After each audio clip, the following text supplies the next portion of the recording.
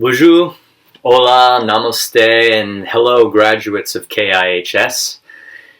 Wow, I'm sure that none of you had envisioned your graduation to be quite like this.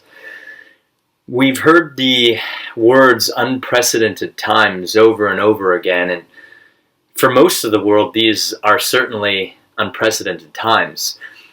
But for you graduates of KIHS, what the world is now learning to navigate, you've been doing throughout your entire high school career.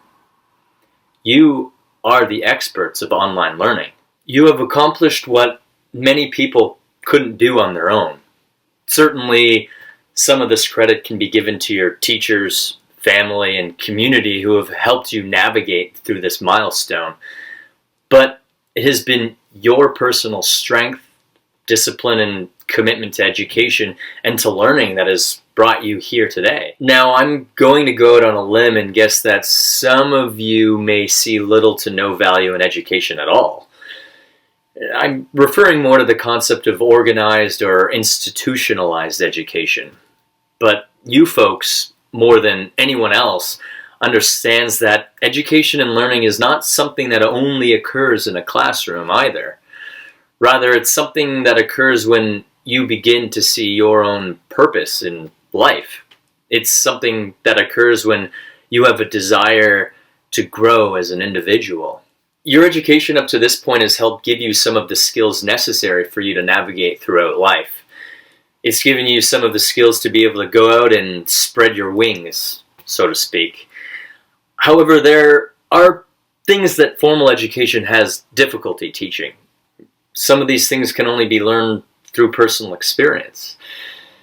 Which brings me to the body of this keynote speech and is hopefully the reason why you have invited me to speak to you.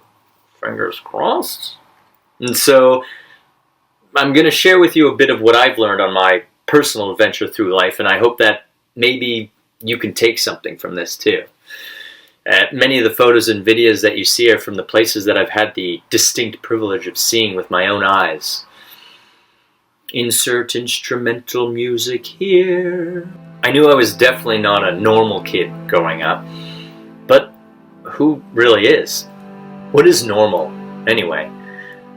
Like most people growing up, we want to belong. We want to have friends. We want to please those that we look up to. We just want to be like the rest of the other kids. And as we get older, those feelings never really go away either. We want to fit in. We want to be liked by our friends, our parents, our community, our teachers, and ourselves. But many of us have issues fitting into our own skin. Forget about fitting into social norms.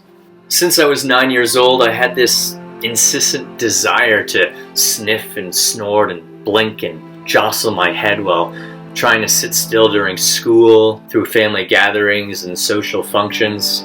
The doctors just said it was allergies. I was allergic to everything under the sun: grass, trees, cotton, milk. I was destined to live inside for the rest of my life. I cried. My parents divorced when I was 4. I lived in a predominantly white culture, which isn't always easy if you look different. And I, like so many young people, fell victim to bullying and social exclusion. And I, like so many young boys, yearned for a positive male role model. I somehow made it to age 26 without losing my mind, for the most part. There were a good 2 years that I was teetering on the edge of insanity. I finally convinced the doctor that I must have Tourette syndrome.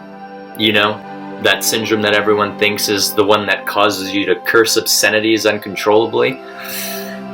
Well, it isn't entirely that. Tourette's is a neurodevelopmental disorder, something that affects the nervous system and the brain that causes a person to twitch and move in often really uncomfortable ways. It can be extremely awkward and embarrassing to say the least, especially when you're around other people. I thought that this diagnosis was a breakthrough. I had a label. I knew what it was. I dreamed of a future where I could be still, without all of this fuss in my head and in my body, without this consistent urge to twitch and hum and sniff and blink. It was a dawning of a new me. I went to university to pursue my desire of becoming an outdoor education teacher. I tried wearing this newfound diagnosis on my sleeve, and it kind of worked for about 2 months. The medication I was taking brought me chronic fatigue that soon turned to this deep, dark depression. I dropped out of school. I felt defeated. My zest for life became dormant. I spent several months in this daze. Sleep was my only savior. I felt more alive being asleep. The waking life just didn't really make sense to me anymore. And then something happened. It was a sort of epiphany. I went back to university, and during that time I co-founded a not-for-profit organization with one of my best friends. We called it Zen's Outdoor Leadership Camp for Youth. Our mission was to cultivate positive well-being and leadership development, and to promote cultural perspectives and social and environmental justice. We ran a youth leadership program in Jamaica and even brought some of those kids to Canada to experience the Great White North. After being in Nepal during the earthquake of 2015, our team helped support 2 mountain village communities by building computer labs so kids could have better access to education. On several occasions, we hiked to these communities, often carrying school supplies, laptops, and all of our personal belongings. And I'm truly blessed to have been able to do this with some of my greatest friends. I have a 3rd-degree black belt in karate and have had the privilege of spending several months in China, where I fulfilled my childhood dream of training with the legendary Shaolin warrior monks. I've studied yoga and meditation in India and Nepal and learned the art of laughter yoga. Yup, that's a thing. I completed 3 degrees, even when people doubted my capabilities. And in between all of that, I managed to travel to 33 different countries, and despite having Tourette's, I've motorcycled across 6 countries, totaling just over 20,000 kilometers. Each and every one of us human beings has their own story, and it's easy to get caught up in the not-so-good stuff. You know, those difficult times, the stories of struggle. Sometimes our struggles can convince us that we are inadequate, incapable, and undeserving. We become the sort of imposter in our own flesh. But this is the mind. Our mind absorbs what people tell us and absorbs what we in turn tell ourselves. Therefore, it's ever so important that you do not allow harsh words or actions from other people, even if they're your family or your best friend, to convince you that you're not good enough. Now, don't get me wrong. These feelings can be helpful. They can motivate you to be a better person. They can teach you valuable lessons in life, but only if you see it that way. What I have learned throughout my life is that the true enemy lies within ourselves. Self-criticism, self-doubt, negative self-talk. Do not be your own worst enemy, but rather be your best friend. You are not your thoughts. Your mind is a tool. And this is a very important lesson. Perhaps the most important one of all. This is the key to everything. To your mental, physical, emotional, social, and spiritual well-being, to the well-being of others, and to the well-being of this planet. If you're not at ease within, then nothing outside of you will be at ease. Western thinking has taught us to look for the answers to life questions out there, but the most powerful teachings show us that everything you need to know is within ourself, yourself. Singer Ed Sheeran said it best. Loving can heal. Loving can mend your soul. Love is real. We've all experienced it. It's joy, peace, enlightenment, God, Creator. It's the inner child in all of us. We have unlimited access to this, yet it's fleeting. It comes and goes so quickly because we're not paying attention to it.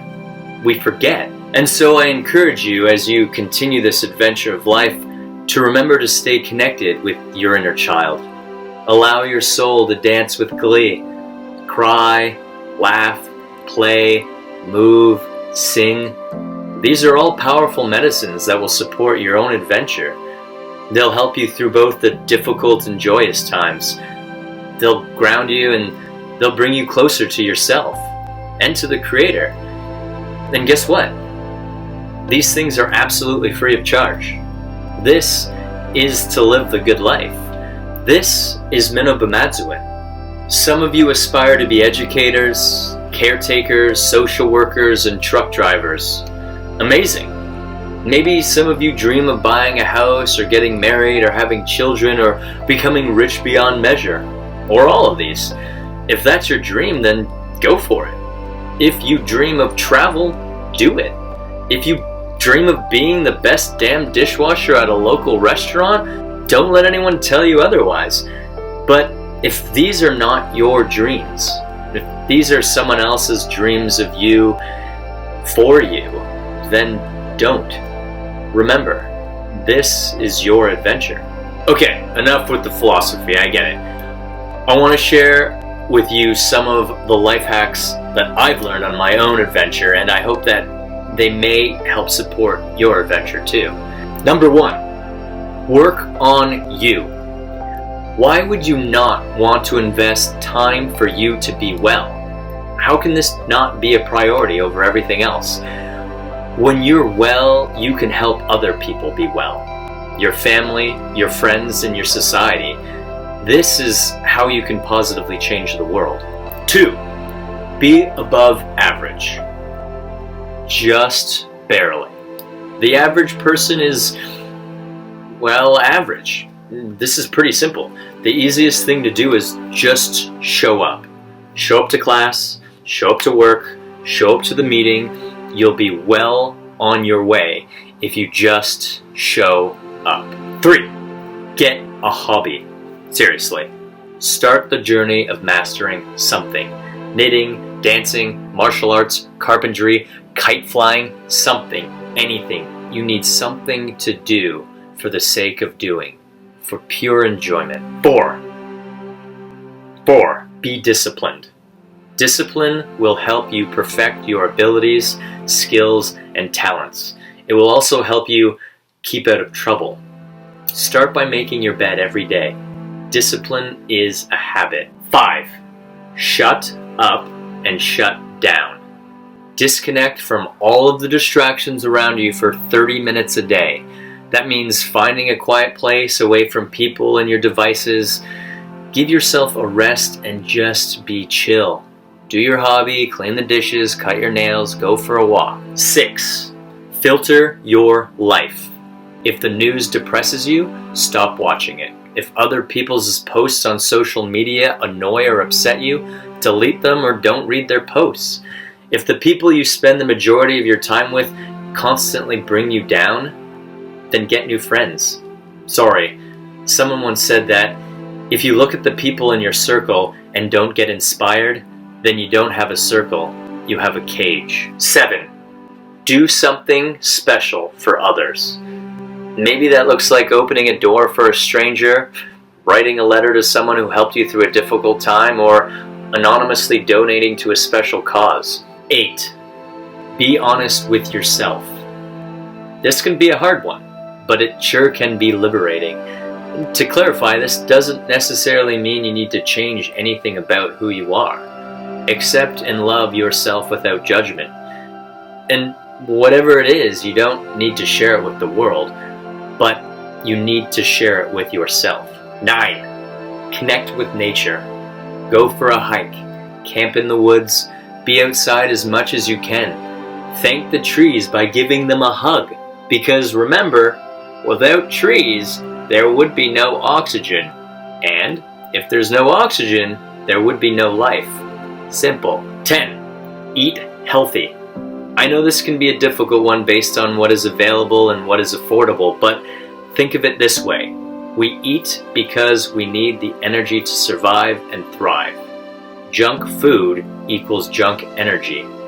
I'm not saying that you can't indulge, but for goodness sake, eat your vegetables. 11, last but not least, travel. See this country.